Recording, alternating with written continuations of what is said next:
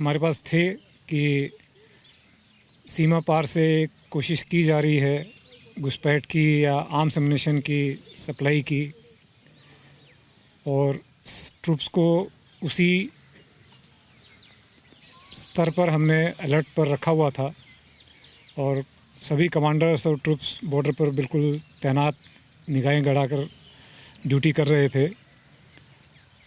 और जो कोशिश शायद रही होगी कि इसको सीमा पार करके फेंसिंग क्रॉस करके पीछे ले जाया जाए, तो तैनाती को देखते हुए और अलर्टनेस को देखते हुए शायद वो अपने मंसूबे में सफल नहीं हो पाए।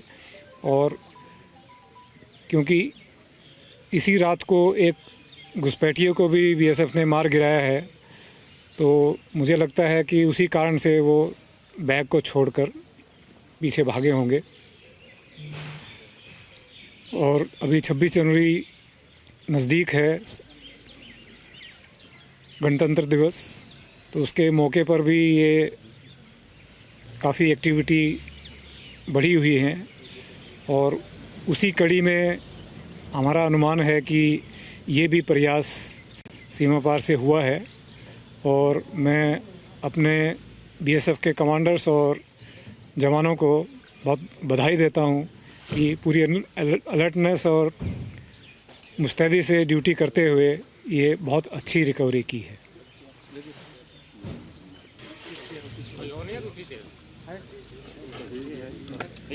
सर, आप जिस तरह बोल रहे हैं कि इनपुट पहले काफ़ी दिनों के बाद किस तरह का इनपुट है पार टेररिस्ट की प्रेजेंस को लेकर, लॉन्च पैड्स को लेकर, और क्या लग रहा है कि कितना नंबर हो सकता है खासतौर पे आईबी पे, क्योंकि विंटर्स के दौरान आईबी पे वैसे प्रेशर ज़्यादा होता है।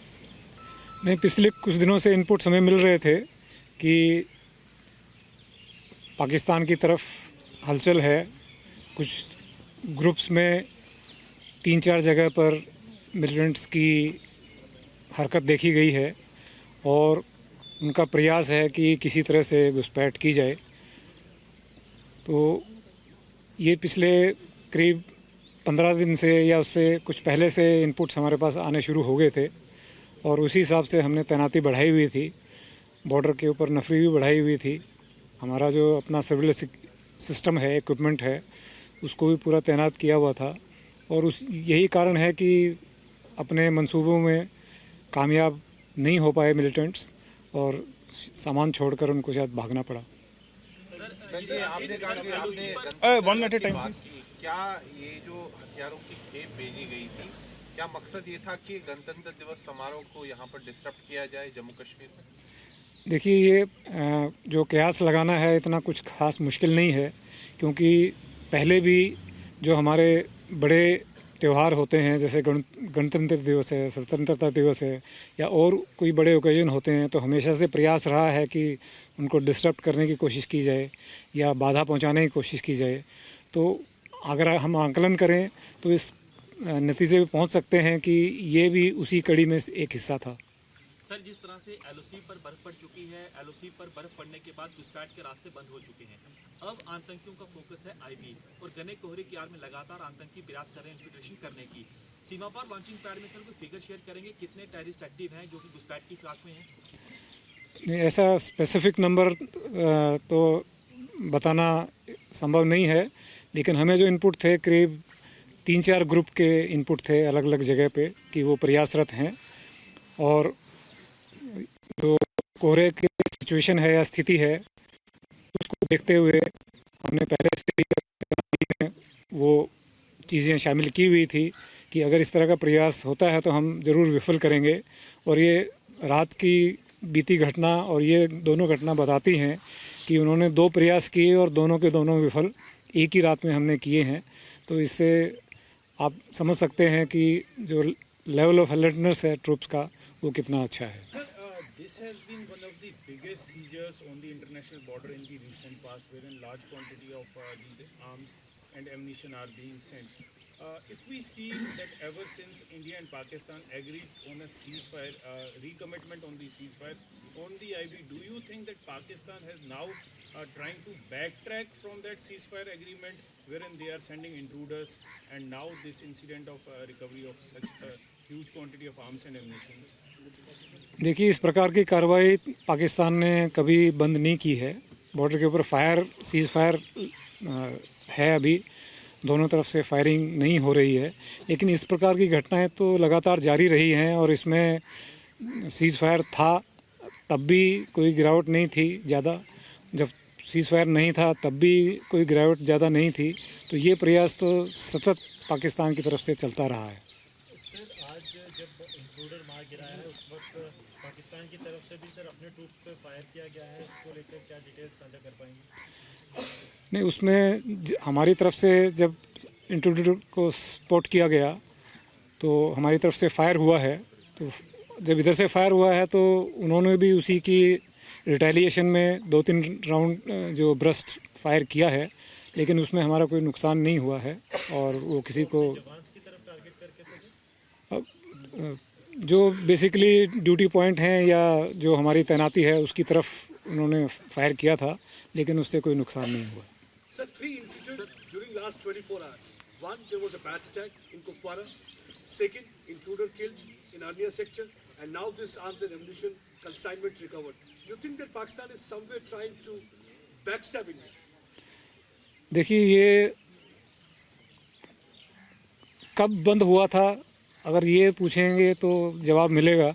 ये तो हमेशा से चल ही रहा है और इसी तरह की कार्रवाई घाटी में भी या जम्मू बॉर्डर पे भी हमेशा उनका प्रयास रहता है। वो हमारी जो जितनी भी एजेंसीज़ हैं उसमें पुलिस है, आर्मी है, बीएसएफ है, सीआरपीएफ है या और भी जितनी भी एजेंसी, इंटेलिजेंस एजेंसी लगी हुई हैं, वो सभी एक साथ मिलजुल के प्रयास करके बहुत सारे ऐसे चीज़ें होती हैं जिनको रोक दिया जाता है और वो पता नहीं लगता है कि प्रयास हो रहे हैं, लेकिन प्रयास तो लगातार जारी रहते हैं। You don't think that they are violating ceasefire agreement that way? Because guns may have fallen silent, but not their activities. मैं दोबारा से अपना पहले वाला जवाब दूंगा। एक्टिविटी कभी भी बंद नहीं हुई थी, उस तरफ से एक्टिविटीज़ हमेशा जारी रही ही हैं, चाहे सीज़ फायर हो चाहे ना हो। ड्रोन कितना बड़ा चैलेंज मानते हैं इस एरिया में? देखिए, ड्रोन एक चैलेंज है और उसमें चैलेंज इसलिए है कि अभी ऐसी कोई विस्तृत उसकी रोकथाम का एक तरीका, ख़ास तौर पर जब बॉर्डर लीनियर और लंबाई में हो तो मुश्किल होता है, पर उसके लिए भी हमने अपनी जो भी कार्रवाई है वो की हुई है और उसकी रोकथाम के लिए भी संसाधन जुटाए गए हैं और अगर इस प्रकार का प्रयास होता है तो मुझे उम्मीद है कि उसको भी हम पकड़ पाएंगे। सर, एक चीज Besides Kashmir and Daesh, you think that Taliban are also planning to sneak into this side because already there are inputs from different places. Al-Badr as well as Taliban terrorists are being pushed along the line of control as well as international border. Any such inputs? देखिए, जब तक हम किसी चीज़ को पकड़ नहीं लेते हैं और हमारे सामने प्रमाण नहीं आ जाते हैं तो इस बारे में हम कोई ऐसा विस्तृत जानकारी आपको नहीं दे पाएंगे। सर, एक चीज़ सामने आई है कि पाकिस्तान अपने जो बॉर्डर के सामने वाला इलाका है यहाँ पर कई बंकर बना रहा है। किस तरह की इसमें जानकारी है, कितने बंकर हैं, या लगता है कि ये बंकर बनाने का मकसद कहीं ना कहीं अगर कहीं सीज फायर वायलेशन होती है तो उसमें इस्तेमाल कर सकता है या लॉन्च पैड के तौर पर इस्तेमाल हो सकता है? देखिए, ये कार्रवाई जो है डिफेंसिव वर्क वो पहले से भी चलता रहा है, अभी भी चल रहा है, तो उसका जो मुख्य कारण वही होता है जो आप बता रहे हैं, अपनी सुरक्षा करना। तो वो फायरिंग के दौरान में किस प्रकार से उनके काम आएंगे या कैसे करेंगे, तो वो जाहिर है कि कोई भी डिफेंस बनाता है तो उसका मकसद यही होता है। तो ये उसी कड़ी में एक हिस्सा है ये भी। सर, इस रिकवरी में सर जिस तरह एमिनेशन भी मिला है और हीरोइन भी मिली है, तो लगता है कि पाकिस्तान की पूरी कोशिश है कि नार्को टेररिज्म जो पैसा है वो टेररिज्म में हो, इसलिए इतना हीरोइन भी भेजा था। देखिए, पंजाब में ये काफ़ी समय से चल रहा था और काफ़ी अभी पिछले 1 साल से देखने में आया है कि उसका स्पिल ओवर कुछ जम्मू रीजन में भी हुआ है। ये 3-4 घटनाएं पिछले 1 साल में हुई हैं जिसमें नारकोटिक्स